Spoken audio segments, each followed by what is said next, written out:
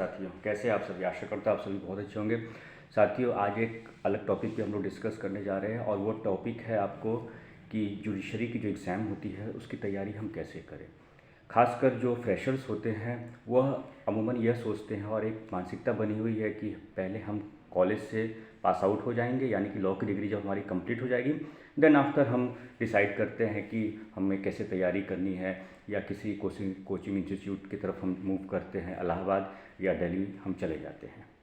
तो ठीक है, वो ट्रेंड है बना हुआ, लेकिन अभी जो कंपटीशन, जिस हिसाब से कंपटीशन बढ़ रहा है, कट ऑफ्स बढ़ रहे हैं, तो थोड़ी सी स्ट्रेटेजी आपको बदलनी होगी। अभी का जो मेरा एक्सपीरियंस रहा है और अभी जो इधर ट्रेंड बदले हैं उसके हिसाब से आपको भी थोड़ा परिवर्तन, थोड़ा चेंज करना पड़ेगा अपनी स्ट्रेटेजी में। क्योंकि कहा जाता है कि मोहब्बत और जंग में सब कुछ जायज़ है, हर चीज़ जायज़ है वहाँ पर। तो यह जो आपका एग्ज़ाम भी है जुडिशरी का, वो आपका मोहब्बत भी है और एक जंग भी है। तो यहाँ तो आपको एक बहुत ही स्पेशल स्ट्रेटजी के साथ आगे चलना होगा। ठीक है, तो सबसे पहले आप ये दिमाग में डाल लीजिए कि आपको अगर जुडिशरी की तैयारी करनी है, आपको जुडिशियल ऑफिसर बनना है, न्यायाधीश बनना है आपको, तो आपको तैयारी from the very first day of your law college start करना होगा। यानी कि आपने लॉ कॉलेज में एडमिशन लिया है और आपको वही माइंड सेट हो जाना चाहिए। और उसके लिए आपको क्या करना पड़ेगा, सबसे पहले आपको सिलेबस जानना होगा कि सिलेबस क्या है आपका। सिलेबस जानिए, लाइब्रेरी है आपके कॉलेज में या आप ऑनलाइन है, बहुत सारे आपके जो है यूट्यूब चैनल्स हैं, मेरा ही चैनल है लॉ कूल, उस पर भी आपको बहुत हेल्प मिलेगा। वहाँ से आपको सिलेबस का पता चल जाता है, आपको गूगल करके भी आप जान सकते हैं, कलीग से पूछ सकते हैं, कॉलेज आपको हेल्प कर सकता है इसमें। तो सबसे पहले आप सिलेबस जान लीजिए। मैं आपको बता भी दे रहा हूँ पीटी, तो पीटी की तैयारी भी शुरू कर दीजिए। अभी जैसे 31वीं न्यायिक सेवा का रिजल्ट आया है, तो बहुत सारे ऐसे बच्चे जिन्होंने फर्स्ट अटैम्प्ट में भी निकाल लिया है इस एग्ज़ाम को। ठीक है, और कुछ ऐसे भी लोग थे जिनका यह लास्ट अटैम्प्ट बचा हुआ था, उनके भी रिजल्ट आए। ठीक है, तो आपको क्या करना है, सबसे पहले आपको सिलेबस जानना है। तो सिलेबस पहले हम लोग डिस्कस कर लेते हैं कि सिलेबस क्या है इसका। ठीक है, तो सिलेबस में आपको कॉन्स्टिट्यूशन है, कॉन्स्टिट्यूशन के साथ आपको इंडियन पॉलिटी भी आता है, मतलब कॉन्स्टिट्यूशन का पार्ट है, उसके साथ इंडियन पॉलिटी के लिए लक्ष्मीकांत की बुक आती है आपको, तो लक्ष्मीकांत की बुक का आप हेल्प ले सकते हैं इसके लिए। देन आफ्टर कि सीआरपीसी हो गया, सीपीसी हो गया, इंडियन एविडेंस हो गया, इंडियन कॉन्ट्रैक्ट एक्ट हो गया, ट्रांसफर प्रॉपर्टी एक्ट हो गया, हिंदू लॉ, मुस्लिम लॉ जिसे हम फैमिली लॉ कहते हैं, स्पेसिफिक रिलीफ एक्ट हो गया, इंडियन पार्टनरशिप एक्ट हो गया, आर्बिट्रेशन एंड कंसिलेशन एक्ट हो गया, लॉ ऑफ इक्विटी हो गया, Indian trust act, Indian easement act, sales of goods act, law of torts, administrative law, company act 2013। ये तो सारे सब्जेक्ट हुए, लगभग ऑलमोस्ट 18 सब्जेक्ट हैं आपके यहाँ पे। तो 18 सब्जेक्ट है, तो एक ट्रेंड ये भी बता देता हूँ आपको। अब ये ट्रेंड बदलने वाला भी नहीं है। क्यों नहीं बदलेगा, इसका कारण है क्योंकि सीआरपीसी, सीपीसी, एविडेंस, कॉन्स्टिट्यूशन, इनमें हम अमूमन एक्सपर्ट होते हैं, हमारी स्ट्रेटजी रहती है। लेकिन जो आपको कॉमर्शियल लॉ का पोर्शन था, जैसे कंपनी एक्ट हो गया, फिर आपको इधर लॉ ऑफ टॉर्ट्स हो गया, इनको हम बहुत कम पढ़ते हैं। ठीक है, तो या इससे बहुत ज़्यादा गो थ्रू नहीं होते। जब एग्ज़ाम का समय आया, हमने पढ़ लिया, लॉ कॉलेज में भी हम यही करते हैं, पढ़ लिया। हम गो थ्रू होते रहते हैं आए दिन भी, या कोर्ट रूम में भी, या मान लीजिए आप प्रैक्टिशनर भी हैं, तो ज़्यादातर आईपीसी, सीआरपीसी, एविडेंस, सीपीसी, इस तरह के से आपको ज़्यादातर आपको गो थ्रू होना होता है। तो इसमें आपको दिक्कत नहीं आने वाली है। आपको दिक्कत आएगी जो मैंने बताया कॉमर्शियल लॉज, इन सभी में, और ज़्यादा क्वेश्चन इन्हीं से फ्रेम होते हैं। हाँ, लेकिन एक अच्छी बात यह है आपके लिए कि आपको कॉन्स्टिट्यूशन से अच्छा खासा आपसे पूछ लिया जाता है, तो कॉन्स्टिट्यूशन में और इंडियन पॉलिटी, तो वहाँ आप अच्छा स्कोर कर सकते हैं। तो स्ट्रेटजी के साथ चलना है आपको, commercial law, constitution, then family law. CRPC से आपको 5 से 6 क्वेश्चन पूछे जाते हैं, उससे ज़्यादा नहीं पूछा। सीपीसी से 7 से 8 पूछे जाते हैं, तो उसको सीपीसी पे भी ध्यान दीजिएगा, थोड़ा टेक्निकल उसमें पूछ लिया जाता है सीपीसी से।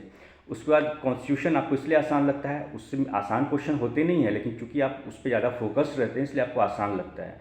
तो फिर अच्छी बात यही है कि कॉन्स्टिट्यूशन से भी आपको एक अच्छा खासा स्कोर यहाँ पर मिल जाएगा। लेकिन सबसे बड़ा गेम चेंजर यहाँ पर क्या है, गेम चेंजर यहाँ पर है आपको जीके जीएस का पोर्शन, क्योंकि आपको 100 नंबर का जीके जीएस होता है और 150 नंबर का आपको क्या होता है, आपको 150 नंबर का लॉ होता है यहाँ पर। ठीक है, नेगेटिव मार्किंग का अभी तक ट्रेंड नहीं है।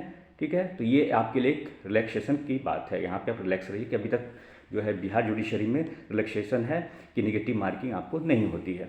तो उस हिसाब से आपकी स्ट्रेटजी रहनी चाहिए। तो जीके जीएस के लिए आप जो है घटना चक्र आता है, ये हिंदी मीडियम में भी आता है, इंग्लिश मीडियम में भी आता है। उसका ज्योग्राफी का अलग पोर्शन होता है, आपको साइंस का अलग होता है, हिस्ट्री का अलग होता है। ठीक है, उस हिसाब से आप उसको आप तैयारी कर सकते हैं। सारे जितने भी कवर होते हैं जीके जीएस के, आपको जनरल साइंस हो गया, फिर करंट अफेयर हो गया। करंट अफेयर आप करंट अफेयर पूछ, नाम तो है करंट अफेयर, लेकिन बीपीएससी का ट्रेंड रहा है करंट अफेयर 1 साल पीछे का पूछती है, इधर का लेटेस्ट का 6 महीने का साल भर का नहीं पूछेगी, 1 साल पीछे का, यानी आपको और जाना है, बैक में जाना है। मान लीजिए अभी आपको 2022 में आपको 32वीं न्यायिक सेवा आपको देना है, तो इधर पिछले 2023 में आएगा, तो 2023 का नहीं, 2022 का आपको नहीं, बल्कि 2021 का आपको पढ़ना है। आपको जैसे कोविड से रिलेटेड हो सकता है, बहुत सारा क्वेश्चन उस समय बना था, ये तमाम चीज़ें आपसे पूछी जाएंगी, तो उस हिसाब से आप ध्यान दीजिएगा आप, ठीक है। दूसरी बात, आपकी स्ट्रेटजी रहनी चाहिए कि जीके जीएस में जितना मैक्सिमम स्कोर आप कर सकते हैं उतना आपको करना होगा, क्योंकि सबसे बड़ा गेम चेंजर वही होता है।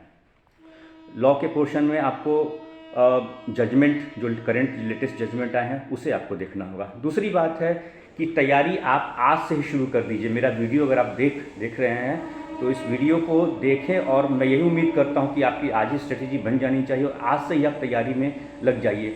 कोई भी शादी फंक्शन कोई मतलब नहीं है, होने दीजिए, वो सब चलता रहेगा, आज भी चल रहा है, आगे भी चलेगा, ठीक है। और आप नहीं भी जाते हैं, नहीं भी अटेंड करते, हो सकता है बुरा लगे, लेकिन जिस दिन आप न्यायाधीश बन जाएगा, जुडिशियल ऑफिसर बन जाइएगा ना, तब वही लोग आपके तारीफों के पुल बांधेंगे, ठीक है। तो इसीलिए सब कुछ भूल जाइए, नेगेटिविटी नहीं। दूसरी बात है कि पॉजिटिव रहिए, पॉजिटिव रहिए, इसका बहुत क्रूशियल रोल होता है, ठीक है, क्योंकि आप जब जज भी बन जाएंगे और जब आप इजलास पर बैठते हैं उस समय भी आपको पॉजिटिव रह के ही काम करना है, ओके।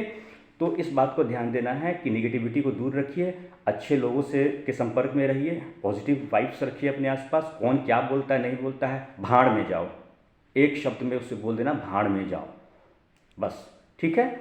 उसके बाद आपको क्या करना है कि 2 महीना बहुत है, अभी के हिसाब से बता रहा हूँ, वैसे तो 1 महीना काफ़ी है, लेकिन फिर भी 2 महीना आप लेके चलिए और आप पीटी की तैयारी करिए। पीटी की तैयारी के बाद आप मेंस में लग जाइए। मेंस के लिए बहुत सारी मार्केट में आपके पास बुक्स अवेलेबल है सिलेबस के हिसाब से, क्योंकि आप शुरू में ही आप डिसाइड कर लेते हैं कि आपको कौन कौन सब्जेक्ट मेंस के चुनने हैं, तो उसी हिसाब से आप मेंस की तैयारी शुरू कर दीजिएगा आप, ठीक है। तो मेंस की तैयारी बहुत इंपॉर्टेंट रहती है। अभी तक का सभी का, अभी 31वीं में भी जिनका सिलेक्शन हुआ है उन्होंने भी वैसी ही तैयारी की है, और वही आपको भी करना है, क्योंकि जो ट्रेंड है उस ट्रेंड पे चलना है, ओके। तो आप पीटी के लिए 2 महीना इधर ले लीजिए, जिसमें आपको जीके जीएस और आपको करंट अफेयर हो गया और लॉ का पोर्शन हो गया, यानी कि 250 नंबर का 150 नंबर लॉ, 100 नंबर आपको जीके जीएस, ठीक है। उसके बाद आप मेंस की तैयारी में लग जाए। मेंस की तैयारी के लिए आपको घटनाचक्र, परीक्षा मंथन की किताब आती है इंग्लिश मीडियम के लिए, हिंदी मीडियम में भी आती है, घटना चक्र की भी किताब आती है, और भी बहुत सारे पब्लिशर्स हैं जो कि आपको क्वेश्चन आपको देते हैं। क्वेश्चन रखिए और आंसर राइटिंग अपने से लिखने की कोशिश कीजिए, खुद से लिखिए, हाथ से लिखिए, उसको अपने से तैयार कीजिए नोट्स, जजमेंट वगैरह उसमें लिखिए, इंट्रोडक्शन पहले लिखिए कि कैसे इंट्रोडक्शन होता है, देन आफ्टर जो पूछा गया है सवाल उसके बारे में लिखिए, टू द पॉइंट लिखिए, जो नहीं कि बहुत लेंदी हो, क्योंकि उसमें भी आपको टाइम भी देखना है, लेके चलना है। अगर 5 क्वेश्चन है तो 5 क्वेश्चन का आपको जवाब लिख कर आना है, यह ना कि 4 आप लिखे और बाकी छूट जाए, तो वो भी आपको नुकसान दे सकता है, ठीक है साथियों। तो एक बहुत ही छोटे से वीडियो में मैंने आपको बताने का कोशिश किया कि कैसे आपको बिहार न्यायिक सेवा की तैयारी करनी है, क्योंकि वैकेंसी अब जस्ट आने वाली है, अच्छी खासी वैकेंसी आएगी, तो प्रिपेयर रहिए। अब बहुत जल्दी एपीओ का भी आपको इधर मेंस होने वाला है, मेंस हो जाता है तो एपीओ की भी आपको वैकेंसी आने वाली है, क्योंकि बहुत सारे अभी पोस्ट खाली हैं। एपीओ का भी मुझे लगता है कि शायद 400+ के आसपास आएगा। तो कैसा रहा आज का मेरा वीडियो, लगा आपको, आशा करता हूँ आप सभी को पसंद आएगा। नमस्कार।